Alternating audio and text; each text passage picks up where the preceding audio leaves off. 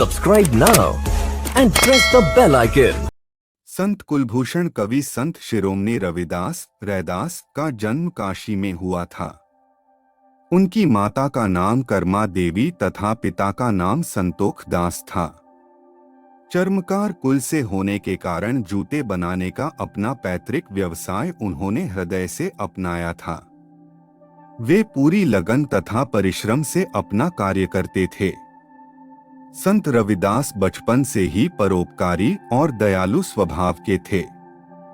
दूसरों की सहायता करना उन्हें बहुत अच्छा लगता था।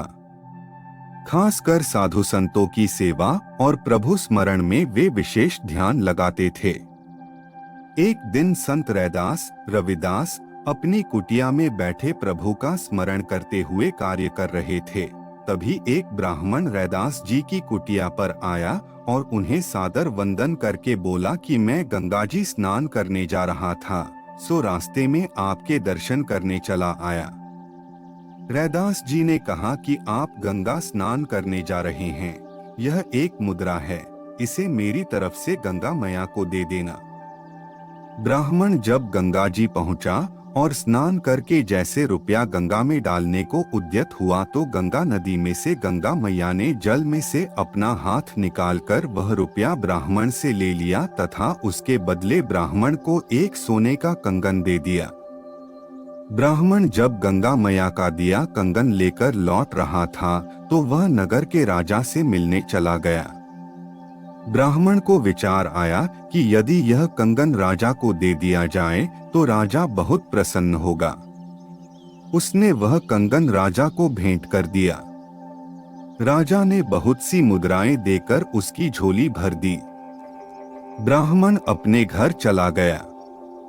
इधर राजा ने वह कंगन अपनी महारानी के हाथ में बहुत प्रेम से पहनाया तो महारानी बहुत खुश हुई और राजा से बोली कि कंगन तो बहुत सुंदर है, परंतु यह क्या एक ही कंगन, क्या आप बिल्कुल ऐसा ही एक और कंगन नहीं मंगा सकते हैं?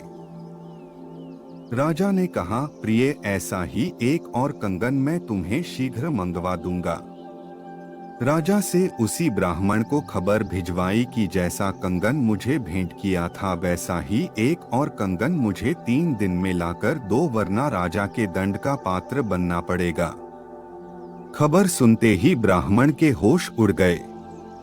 वह पछताने लगा कि मैं व्यर्थ ही राजा के पास गया, दूसरा कंगन कहां से लाऊं।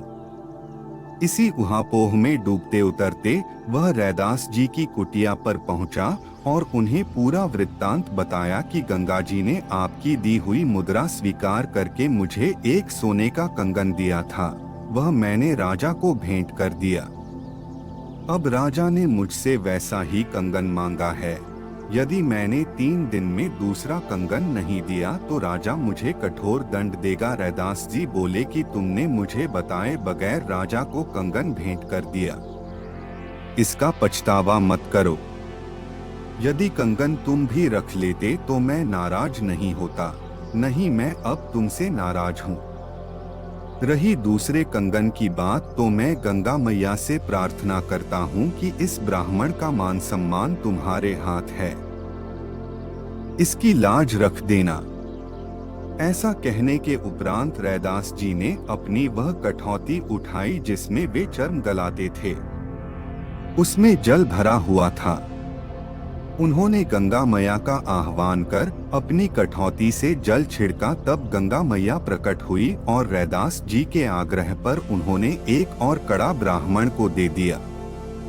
ब्राह्मण खुश होकर राजा को वह कंगन भेंट करने चला गया और रैदास जी ने अपने बड़प्पन का जरा भी एहसास ब्राह्मण को नहीं होने दिया।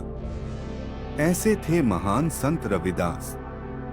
एक अन्य प्रसंग के अनुसार एक बार एक पर्व के अवसर पर उनके पड़ोस के लोग गंगा जी में स्नान के लिए जा रहे थे। रविदास के शिष्यों में से एक ने उनसे भी गंगा स्नान के लिए चलने का आग्रह किया। उन्होंने उत्तर दिया, गंगा स्नान के लिए मैं अवश्य चलता, किंतु एक व्यक्ति को जूते बनाकर आज ही देने का वचन मैंने दे रखा है। यदि मैं उसे आज जूते नहीं दे सका तो मेरा वचन भंग होगा। ऐसे में गंगा स्नान के लिए जाने पर मन यहाँ लगा रहेगा तो पुण्य कैसे प्राप्त होगा। मन जो काम करने के लिए अंतःकरण से तैयार हो वही काम करना उचित है। अगर मन सही है तो इसे कठौते के जल में ही गंगा स्नान का पुण्य प्राप्त हो सकता है।